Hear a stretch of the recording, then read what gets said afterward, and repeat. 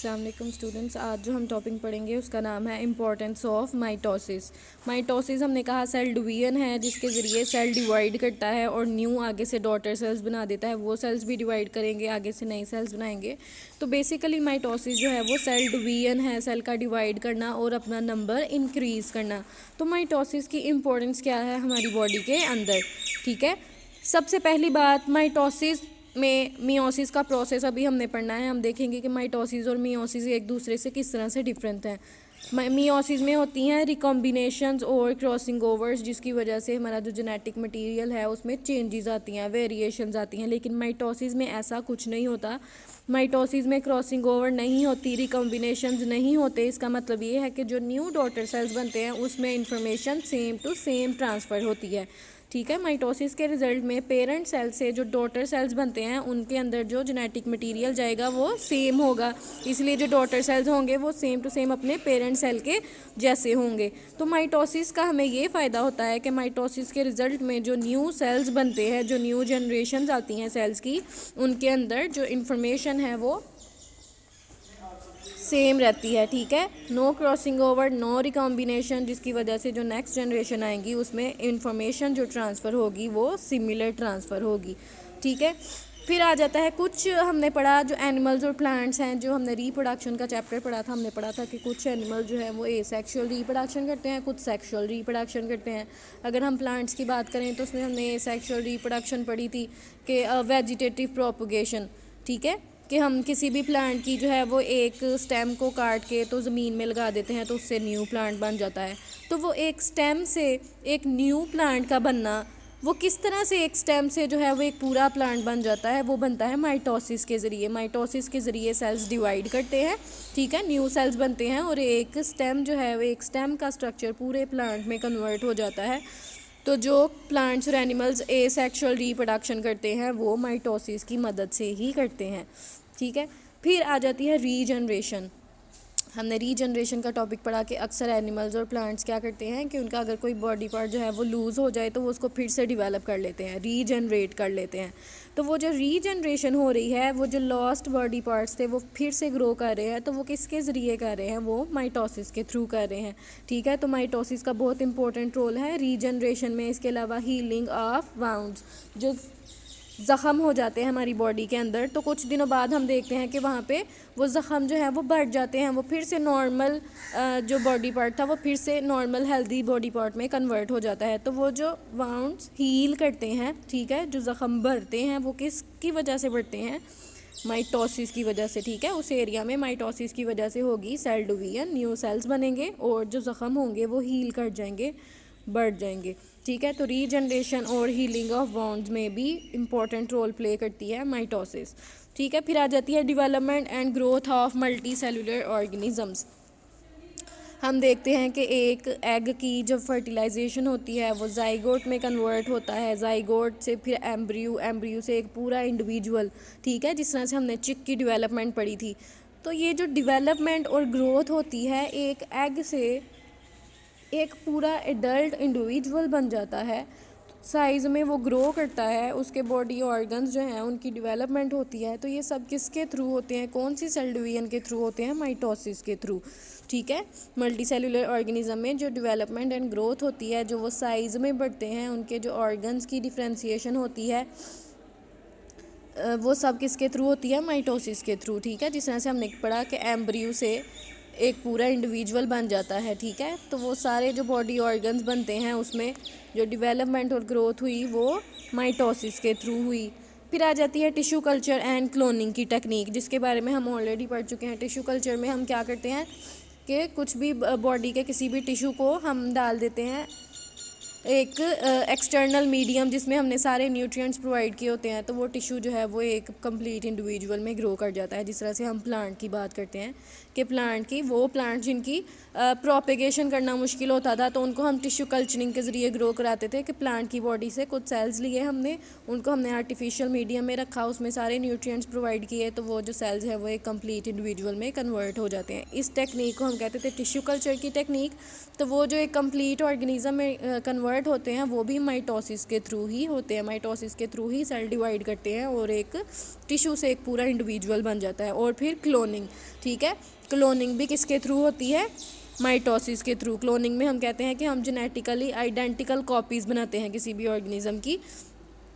Clones, sales के जो हम क्लोन्स बनाते हैं, ठीक है, सिमिलर सेल्स प्रोड्यूस करना, तो वो सब भी किसके थ्रू होता है? माइटोसिस के थ्रू।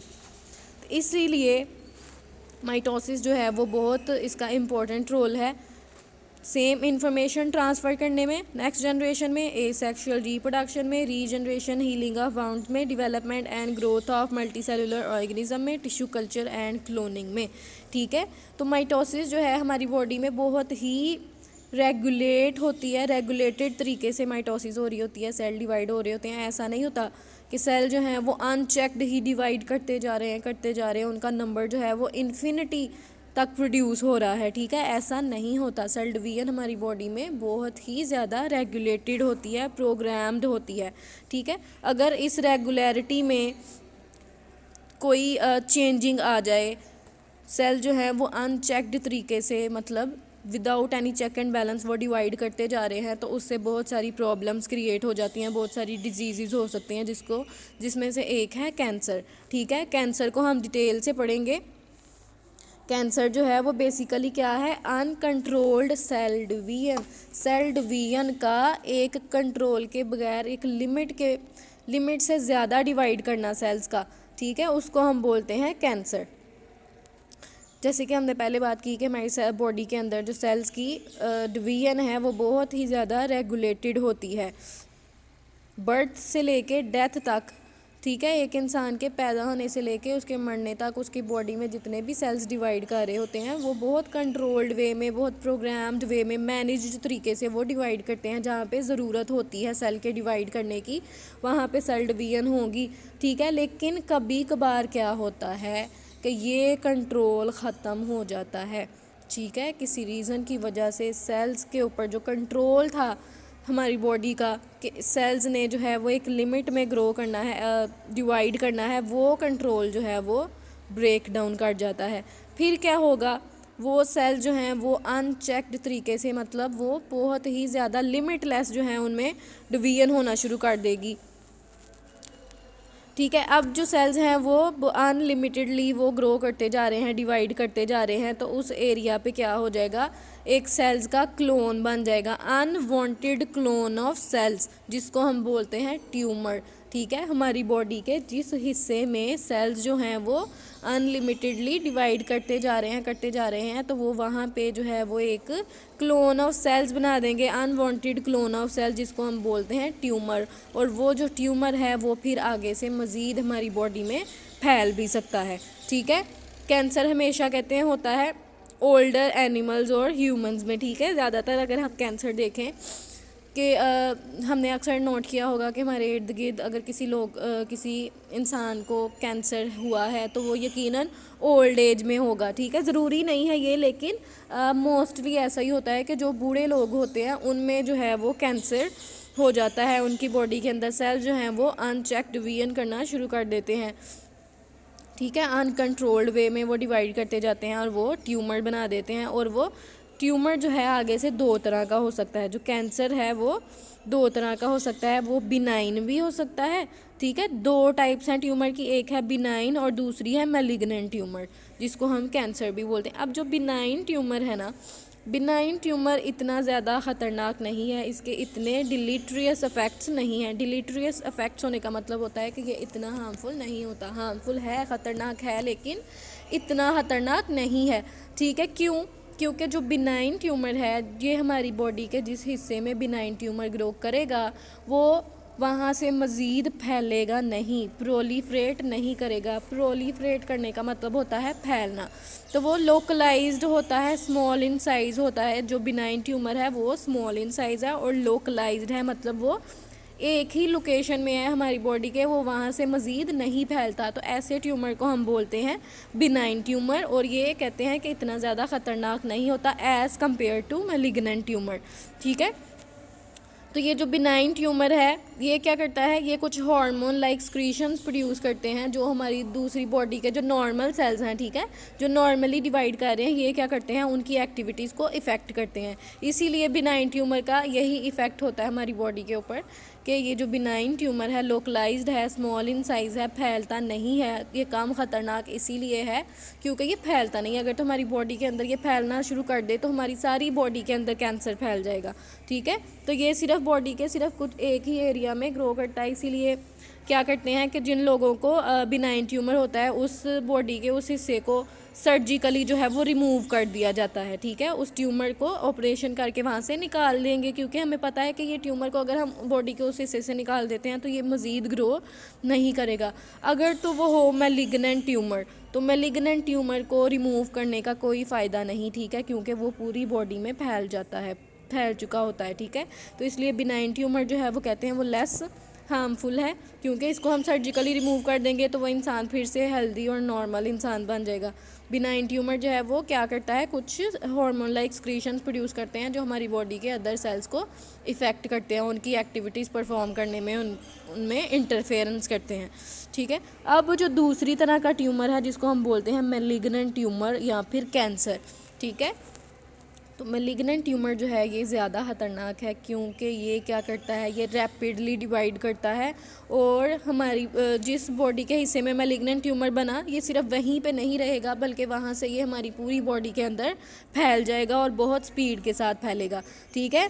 कैसे फैलता है ये जो मैलिग्नेंट ट्यूमर है, मैलिग्नेंट ट्यूमर के कुछ जो सेल्स होंगे यानी कि जो कैंसरस सेल्स होंगे वो हमारी ब्लड के सर्कुलेटरी सिस्टम के थ्रू, बॉडी के सर्कुलेटरी सिस्टम के थ्रू ये हमारी बॉडी के दूसरे हिस्सों तक पहुंच जाता है और वहाँ पे जाके भी ट्यूमर बनाना शुरू कर देता है, ठीक है। जिस तरह से हमें पता है कि जो ब्लड है वो हमारी पूरी बॉडी के अंदर सर्कुलेट करता है, तो पूरे हमारे बॉडी के हर ऑर्गन्स तक हमारा ब्लड पहुँचता है, ठीक है।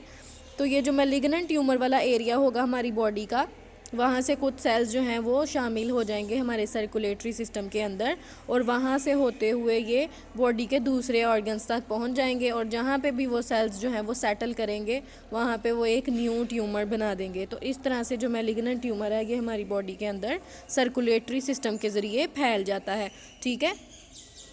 तो जो उसकी प्राइमरी साइट होती है मैलिग्नेंट ट्यूमर की यानी कि जहाँ से वो शुरू हुआ था तो वो सिर्फ वहीं तक नहीं रहता बल्कि हमारी बॉडी के अंदर और भी जगहों पे जाके फैल जाता है और सेकेंडरी एरिया ऑफ ग्रोथ बना देता है। मतलब जहाँ से स्टार्ट हुआ वो तो प्राइमरी एरिया था ना, अब वहाँ से फैल के हमारी बॉडी के जिन ऑर्गन्स में चला गया तो वहाँ पे जाके जो ये ट्यूमर बनाएगा तो उसको हम बोलते हैं कि वो सेकेंडरी एरिया होता है, ठीक है। यानी कि वो ओरिजिनल एरिया नहीं था जहाँ से ट्यूमर शुरू हुआ था, ट्यूमर तो किसी और जगह से शुरू हुआ था लेकिन वो हमारी बॉडी के दूसरे हिस्से जहाँ पे पहुँचा उसको हम बोलते हैं secondary growth, secondary areas of growth. और इस प्रोसेस को हम बोलते हैं मेटास्टेसिस। मेटास्टेसिस हम किसको बोलते हैं कि प्राइमरी एरिया से ट्यूमर का स्प्रेड कर जाना और हमारी बॉडी के दूसरे हिस्सों में जाके सेकेंडरी एरियाज ऑफ ग्रोथ बनाना, इसको हम बोलते हैं मेटास्टेसिस। मेटास्टेसिस बेसिकली क्या है, ट्यूमर का फैलना। और वो किस तरह से फैलता है, हमने पढ़ा कि ब्लड के सर्कुलेटरी सिस्टम के ज़रिए जो है वो प्राइमरी एरिया से सेकेंडरी एरियाज ऑफ ग्रोथ बना देते हैं, इसलिए हम उसको बोलते हैं मेटास्टेसिस, ठीक है। अब मेटास्टेसिस जो है, थैंक यू अंकल, मेटास्टेसिस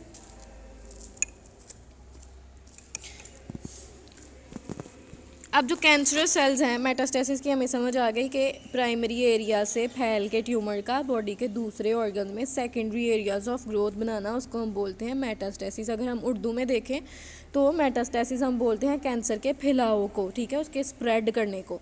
अब कैंसर सेल्स और नॉर्मल सेल्स में क्या डिफरेंस होता है, ये एक बहुत इंपॉर्टेंट शॉर्ट क्वेश्चन है कि कैंसर सेल्स और नॉर्मल सेल्स में आखिर क्या डिफरेंस होता है जिसकी वजह से कैंसर सेल्स जो हैं वो हमारी बॉडी के लिए बहुत ज़्यादा ख़तरनाक होते हैं, ठीक है। पहली बात तो ये कि कैंसर सेल्स जो हैं वो लेस डिफ्रेंशिएटेड होते हैं दैन नॉर्मल सेल्स। डिफ्रेंशिएशन के बारे में हमें पता है कि सेल्स का डिफ्रेंशिएट करना मतलब उनका कोई स्पेसिफिक फंक्शन परफॉर्म करने के लिए के लिए स्पेसिफिक होना, ठीक है, किसी ऑर्गन का पार्ट बनना, तो उसको हम बोलते हैं डिफ्रेंशिएशन। लेकिन ये जो कैंसर सेल्स होते हैं ये लेस डिफ्रेंशिएटेड होते हैं, ये किसी भी ऑर्गन का पार्ट नहीं होते, ये कोई भी स्पेसिफिक फंक्शन हमारी बॉडी के अंदर परफॉर्म नहीं कर रहे होते, ठीक है, तो इसलिए ये लेस डिफ्रेंशिएटेड सेल हैं। दूसरी बात ये है कि ये रैपिडली ग्रोइंग सेल्स हैं, ये बहुत जल्दी ग्रो करते हैं, डिवाइड करते हैं। तीसरी चीज़ जो है, इनकी न्यूक्लियस टू साइटोप्लाज्म रेशो बहुत ज़्यादा होती है। न्यूक्लियस टू साइटोप्लाज्म रेशो ज़्यादा होने का मतलब ये है कि इनका न्यूक्लियस जो है वो साइज़ में बहुत ज़्यादा लार्जर होता है as compare to normal cell. Normal cell में न्यूक्लियस का जो साइज़ होगा उसके कंपैरिजन में कैंसरस सेल्स का न्यूक्लियस जो है वो साइज़ में बहुत ज़्यादा होता है, इसलिए हम कहते हैं कि इनकी न्यूक्लियस टू साइटोप्लाज्म रेशो जो है वो बहुत ज़्यादा होती है। इनके जो न्यूक्लियोलाई हैं वो भी बहुत प्रोमिनेंट यानी कि लार्जर इन साइज़ होते हैं। न्यूक्लियस के अंदर हमें पता है कुछ राउंड स्ट्रक्चर्स प्रेजेंट होते हैं जिनको हम कहते हैं न्यूक्लियोलाई, तो वो जो न्यूक्लियोलाई हैं वो भी साइज़ में बहुत ज़्यादा लार्जर हैं, ठीक है। फिर 3 डिफरेंस हमने पढ़ लिए। चौथी चीज़ क्या है कि ये जो कैंसरस सेल्स होते हैं ये हमने कहा कि हमारी बॉडी के अंदर जो सेल डिवीजन है वो बहुत ही प्रोग्राम्ड वे में चल रही होती है। इसका मतलब है कि हमारी बॉडी में हमारे डीएनए में एक जीन है जो सेल डिवीजन को कंट्रोल करता है।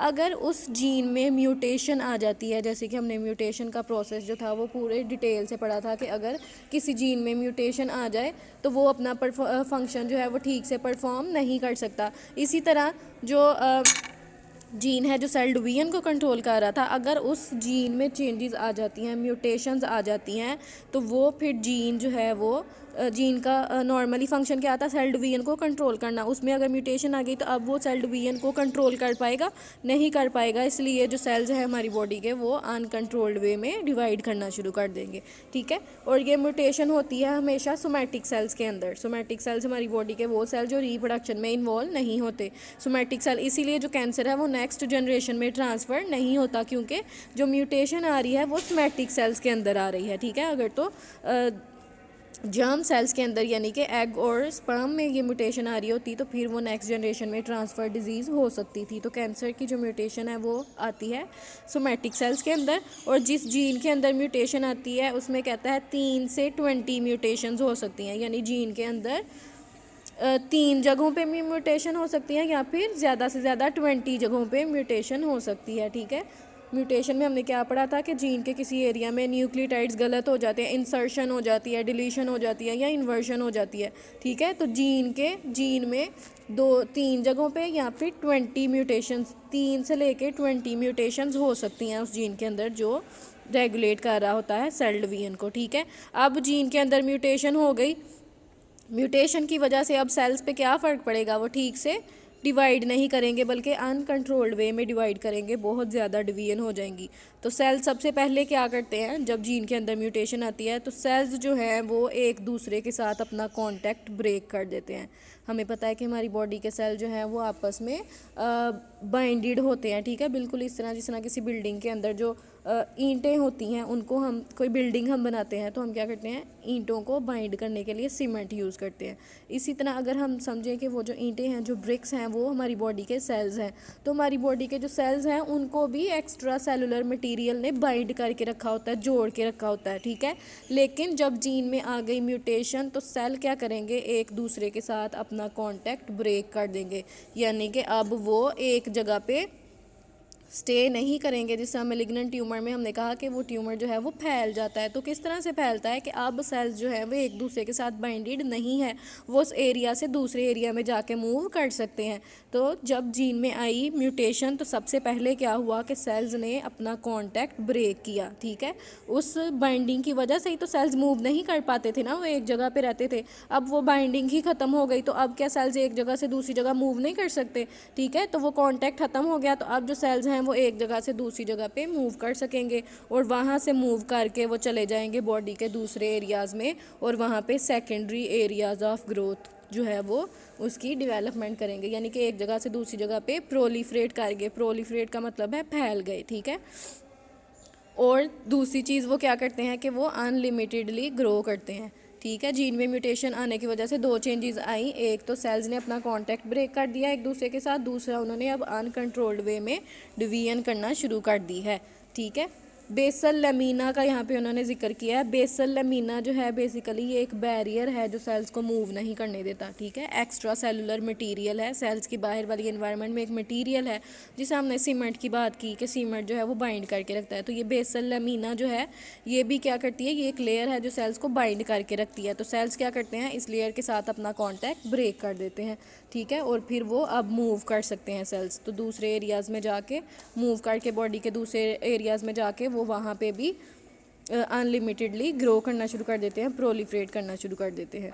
तो इस तरह से सेल जो है जो कैंसर है, मैलिग्नेंट ट्यूमर जो है वो हमारी बॉडी के एक एरिया से दूसरे एरियाज़ में ग्रो कर सकता है।